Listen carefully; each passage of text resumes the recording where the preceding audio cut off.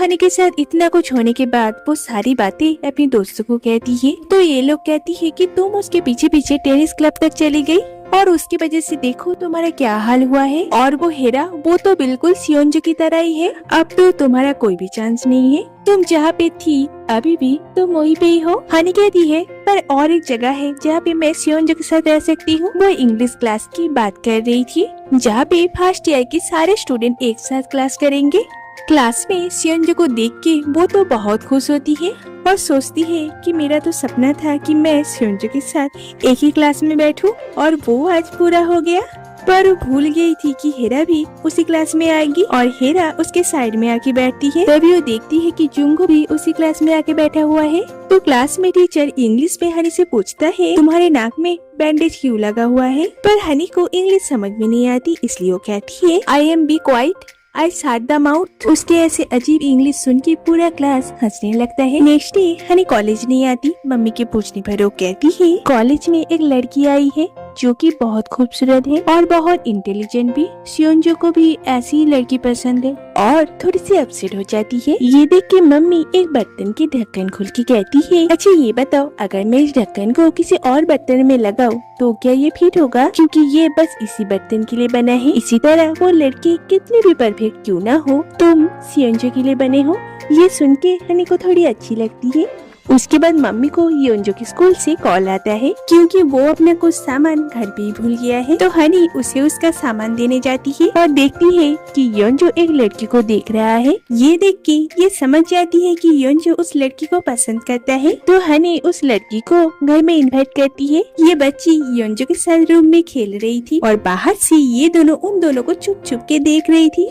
ये बच्ची योंजो के साथ बहुत ही बोर फील कर रही थी। तभी उस रूम में सियोंजो आता है और उसे देख के ये बहुत ही खुश हो जाती है। डिनर टेबल पे ये लड़की सियोंजो से पूछती है क्या आप लव एट फर्स्ट साइट में विश्वास करते हैं। सियोंजो कहता है पता नहीं, मैंने कभी इस बारे में सोचा नहीं। ये बच्ची कहती है मैं भी पहले इस बात पे विश्वास नहीं करती थी पर अब मैं विश्वास करती हूँ क्योंकि मुझे आपसे पहली नजर में प्यार हो गया है। बस 7 साल वेट कीजिए, उसके बाद मैं आपसे शादी करूंगी। ये सुन के सभी तो बहुत ही ज्यादा शॉक हो जाते हैं और योंजो को बहुत बुरा लगता है, इसलिए वो अपसेट होके बाहर अकेले बैठा हुआ होता है। हनी उसके पास आती है लेकिन वो हनी को देख के बहुत गुस्सा हो जाता है और कहता है ये सब तुम्हारे वजह से हुआ है, तुमने उसी क्यों घर पे बुलाई। हनी कहती है मुझे माफ कर दो, मैं तुम्हारा दर्द समझ सकती हूँ। मुझे पता है कि जब तुम किसी को पसंद करते हो और वो तुम्हें अनदेखा कर दे, किसी और को पसंद करने लगे, तब कैसा फील होता है। योंजो कहता है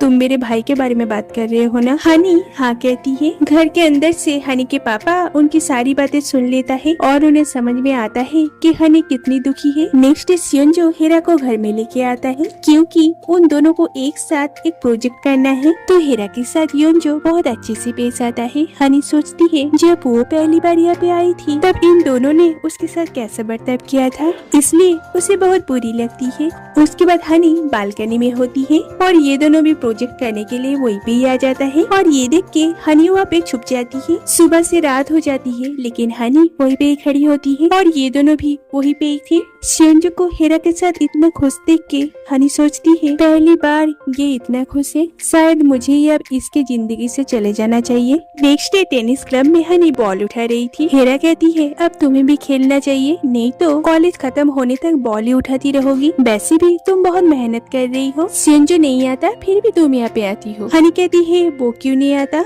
हेरा कहती है तुम दोनों एक साथ रहते हो फिर भी तुम्हें नहीं पता। सियोंजो इस क्लब का स्पेशल मेंबर है, वो जब चाहे यहाँ पे आके खेल सकता है। हनी सोचती है क्या सियोंजो अपनी मर्जी से यहाँ पे आता है तो मैंने इस क्लब को ज्वाइन भी क्यों की और मैं क्यों बॉल उठा रही हूँ। और ये सोचते हुए अपने आप पर बहुत ज्यादा गुस्सा करती है।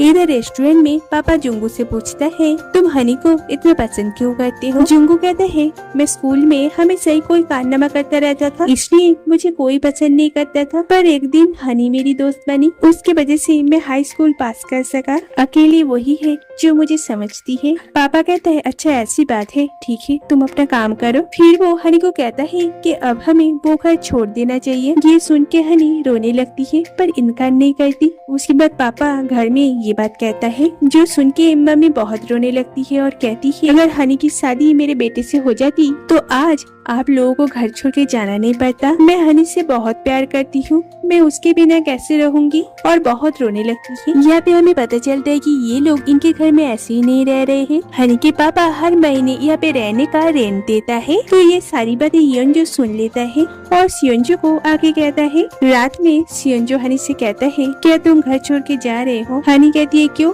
बुरा लग रहा है? सियोंजो कहता है, नहीं, बल्कि मैं तो बहुत खुश हूँ क्योंकि मेरी जिंदगी अब आसान हो जाएगी। हनी कहती है, मैं भी ऐसा ही चाहती हूँ, और अपने रूम के अंदर चली जाती है। सियोंजो हनी से ये सब कहता तो है पर पूरी रात वो सो नहीं पाता और हनी के रूम के बाहर खड़ा होता है। नेक्स्ट डे हनी अपनी पैकिंग करके नीचे आती है और सबको थैंक यू कहती है उनकी ख्याल रखने के लिए, स्पेशली मम्मी को। तो हनी कहती है, आपने मेरे लिए जो भी किया मैं उसे कभी नहीं भूलूंगी। मुझे कभी ऐसा नहीं लगा कि आप मेरे मॉम नहीं हो। उसके बाद हनी सबको बाय कह के वहाँ से चली जाती है। मम्मी सियोंजो पर बहुत गुस्सा हो जाती है और कहती है, ये सब तुम्हारी वजह से हुआ है। उनके जाने के बाद सियोंजो हनी के रूम में आता है। हनी उसका दिया हुआ वो डॉल को वहाँ पे छोड़ के गई है। हनी और उसके पापा रेस्टोरेंट के ऊपर वाले कमरे में रहते हैं। हनी रूम के अंदर अपसेट होके अकेली बैठी होती है। पापा और जुंगू मिल के बहुत कोशिश करती है हनी के मूड को ठीक करने के लिए, और हनी भी ऐसे दिखाती है जैसे कुछ हुआ ही ना हो। इधर घर में हनी के जाने के वजह से मम्मी इतना अपसेट हो जाती है, वो तो खाना पीना भी छोड़ देती है। सियोंजो कहता है, आप प्लीज खा लीजिए, आप इतना अपसेट क्यों है? मैं तो कंफर्टेबल हूँ।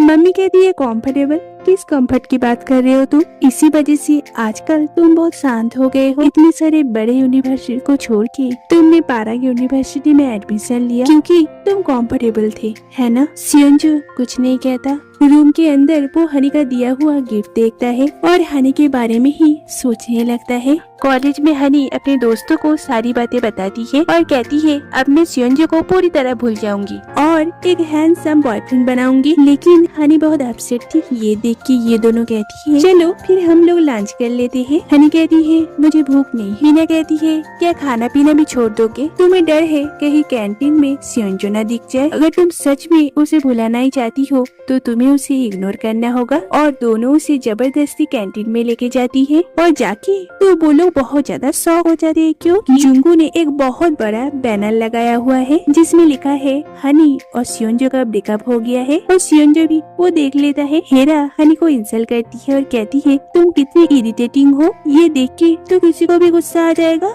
क्या तुम ये सब करके उसके करीब आना चाहते हो? हनी कहती है, नहीं, मैं उसे भूल चुकी हूँ। अब हम लोग एक घर में नहीं रहते हैं, अब हम बिल्कुल स्ट्रेंजर हैं। और वहाँ से चली जाती है। सियोंजो बस चुपचाप सारी बातें सुनता है पर किसी को कुछ भी नहीं कहता। नेक्स्ट डे कांग सियोंजो से कहता है उनकी क्लब 2 दिन की ट्रेनिंग के लिए बाहर जा रहा है और सियोंजो को भी आने के लिए कहता है, पर सियोंजो जाने से मना कर देता है। कांग कहता है, ठीक है, इसके लिए एक मैच कर लेते हैं, अगर तुम जीते तो मत आना और अगर मैं जीत गया तो आना। सियोंजो कहता है, ठीक है। कांग कहता है, तो फिर मैं और हेरा एक टीम में, तुम और हनी एक टीम में। ये सुन के हनी तो बहुत ज्यादा शॉक हो जाती है क्योंकि उसे तो खेलना ही नहीं आता। इधर घर में मम्मी को पता चलती है हनी और सियोंजो दोनों ने ही टेनिस क्लब को ज्वाइन किया है, तो वो कॉलेज आ जाती है हनी से बात करने के लिए। वहाँ पे उन्हें मीना और जूरी मिलती है। मीना कहती है, मुझे लगा था कि सियोंजो और हनी के बीच में सब कुछ ठीक हो जाएगा। जूरी कहती है, हाँ, मुझे भी ऐसा ही लगा था क्योंकि उन लोगों ने ग्रेजुएशन पार्टी के बाद किस जो किया था। मम्मी कहती है, क्या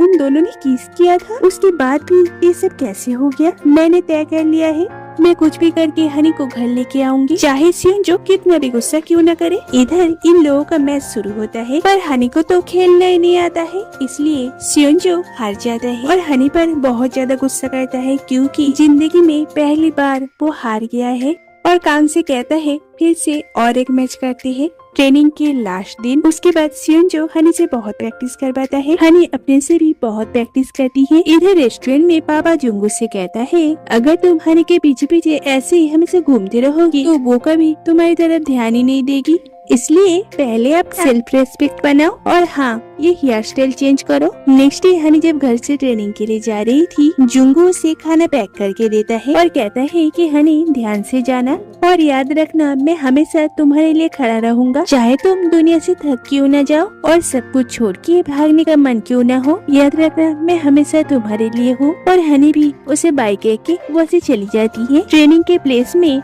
हनी, सियोंजो और हेरा देर से आते हैं। सियोंजो और हेरा तो स्पेशल मेंबर है, इसलिए उनके लिए सब कुछ माफ है, पर हनी को इसके लिए पनिशमेंट मिलती है कि उसे ट्रेनिंग में आने की जरूरत नहीं है और वो सबके लिए डिनर बनाएगी। सियोंजो कांग से कहता है आप इसलिए ये सब कर रहे हैं ना ताकि हनी ट्रेनिंग न कर पाए। क्यों, आपको डर है कि आप इस बार हार जाएंगे? कांग कुछ भी नहीं कहता और वहाँ से चला जाता है और सियोंजो भी वहाँ से चला जाता है। हेरा कहती है तुम तो समझ ही गई हो कि मैं सियोंजो को पसंद करती हूँ, आज मैं उसे अपने दिल की बात कहूँगी। हनी कहती है तुम ये सब बात मुझे क्यों कह रहे हो? हेरा कहती है ऐसा लग रहा है जैसे मैं किसी बच्चे से उसकी कैंडी छीन रही हूँ और हंसते हुए वहाँ से चली जाती है।